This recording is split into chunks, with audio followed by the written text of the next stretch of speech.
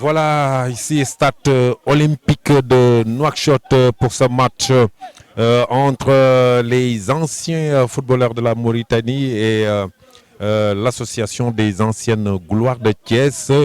Et voilà, c'est un match assez plaisant dans cette rencontre. Attention, ce sont les anciens de la Mauritanie qui obtiennent un coup franc qui va partir de la droite vers la gauche. Attention, essaye Doud Diop, le gardien de but de l'association des anciennes gloires du football qui est en train de placer son mur. Attention, c'est dangereux. Voilà, il met le ballon au deuxième poteau. Doud Diop qui se déchire et voilà l'ouverture du score. Et voilà, ce sont les anciens de la Mauritanie qui viennent d'ouvrir le score alors que le match était assez équilibré avec une bonne entame de match de l'association des anciennes gloires du football. Mais voilà que les Mauritaniens ouvrent le score et voilà un but à 0 en faveur des Mauritaniens.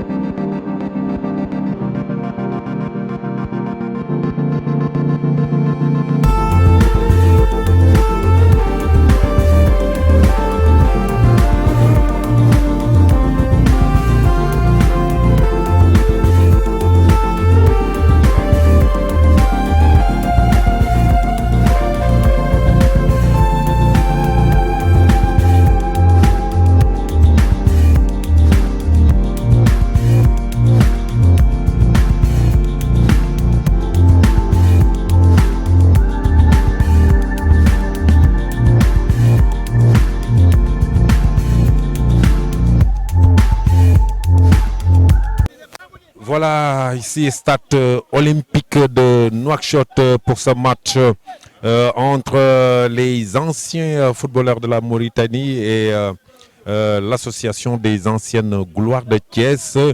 Et voilà, c'est un match assez plaisant dans cette rencontre. Attention, ce sont les anciens de la Mauritanie qui obtiennent un coup franc qui va partir de la droite vers la gauche. Attention, essaye Doud Diop, le gardien de but de l'association des anciennes gloires du football qui est en train de placer son mur. Attention, c'est dangereux. Voilà, il met le ballon au deuxième poteau. Doud Diop qui se déchire et voilà l'ouverture du score. Et voilà, ce sont les anciens de la Mauritanie qui viennent d'ouvrir le score alors que le match était assez équilibré avec une bonne entame de match de l'association des anciennes gloires du football. Mais voilà que les Mauritaniens ouvrent le score et voilà un but à 0 en faveur des Mauritaniens.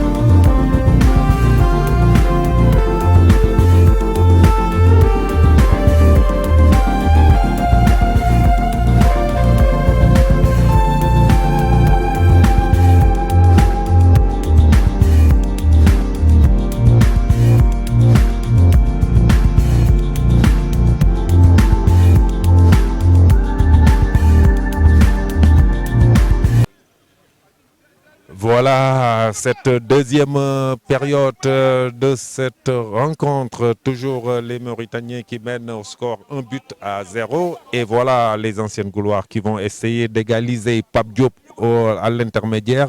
Attention, coup franc, l'arbitre ne dit rien. Et voilà, Anoun Ndiaye, non, Cheikh Mbaké qui met en profondeur. Attention, Malaw.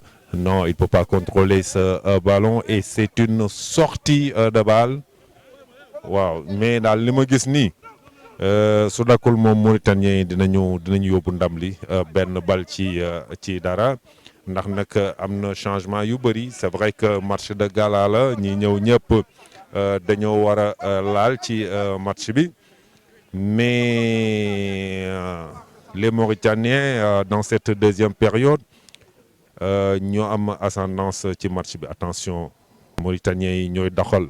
Mauvais contrôle récupéré par Richard Aw qui donne le ballon à Cheikh Gueye Cheikh Gueye attention dañoo manqué rapidité nag bal ba dem na Lamine Mbodj mënul jël bal bi delloon nañ ko gardien bi et c'est le gardien qui fait un long dégagement ballon bi mu ngi toujours ci moitié terrain bu Mauritanie Hanoun qui cherchait le tir et qui va le perdre xoolal ma action bi ñii nag fi mu nekk ni commencé nañu sonn il est bon waaw Mauritaniens yi ngay gis nii nag ñii ñëpp ñu ci bëri nekkoon nañu des internationaux touche hors-jeu la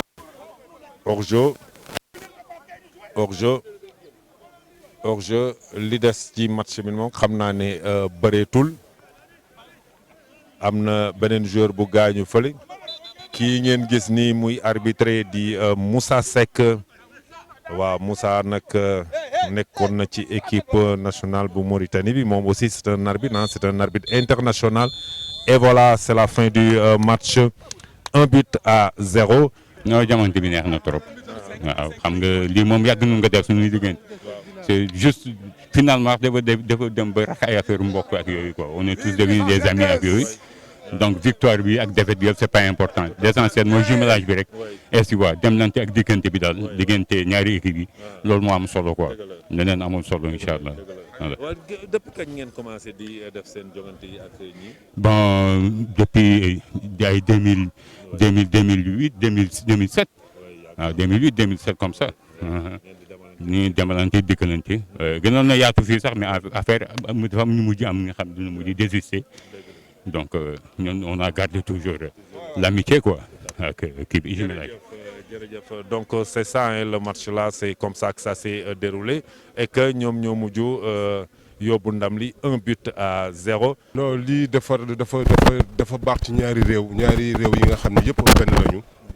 comprendre muy comme Mauritanie ak Sénégal ñoom ñëpp benn lañu te affaire yi dafay rataxal diggante xam nga di jël ay des anciens yu jógee Sénégal ñëw fii di foofu ñuy jógee fii dem foofu dafa nekk li nga xam ne lu neex la ci xol lu neex la ci réew lu neex la ci peuple loolu rek moom moo tax joŋante bi di am te ñu ngi leen di ñaanal ngeen egg si jàmm kees ñun tamit aussi noonu.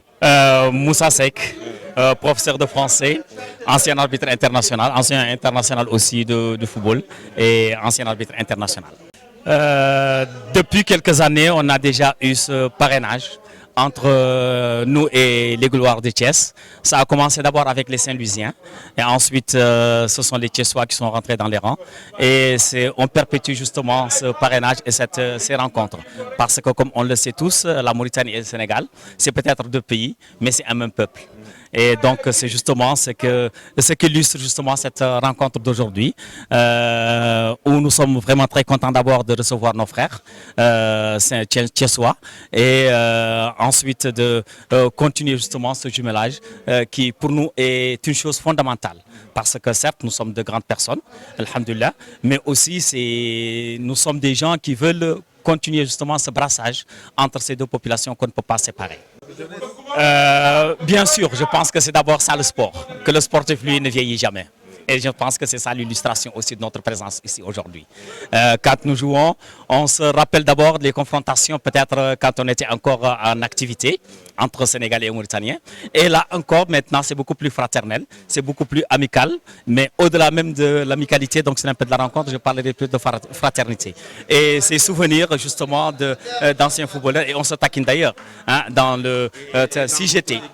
Oui, il y a eu de Magaye Wade, Abdallah Hidi Janvion et Pape Seck, Tahman Diop que vous connaissez d'abord parce qu'il a joué au Sénégal et c'est là-bas aussi qu'il a connu peut-être une certaine célébrité et bien d'autres encore.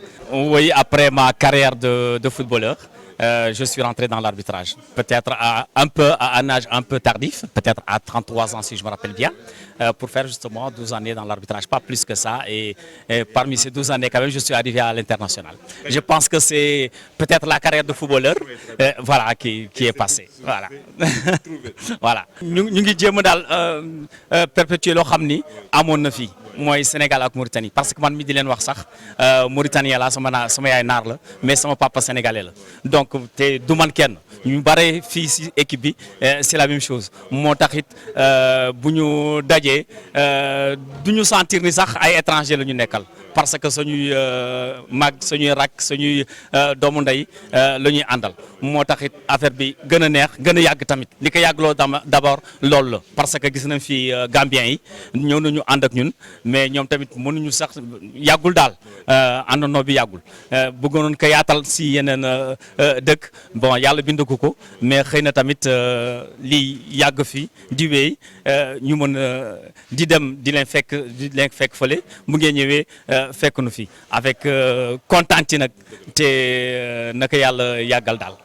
bon ñooñu dëgg la man peut-être football naa sax ba équipe nationale bi ma bàyyee tamit football dugg ci arbitrage te bi ma duggee ci arbitrage yombal na ma trop arbitrage parce que sama carrière footballeur professeur bi ma doon tamit facilité ma interprétation des lois moo taxit yàgguma sax nekk international donc loolu moo ko def moo taxit bu ma nekkee fii tamit di gis gars yi mënatuma football parce que am ay sumay genoux ñoo tax et puis dama am benn nerf sciatique moo taxit mënatuma football mais quand même bi ma gisee gars yi sama yaram daw ma ni xaaral daal ma jëlaat sifflet bi daal. Merci Moussa.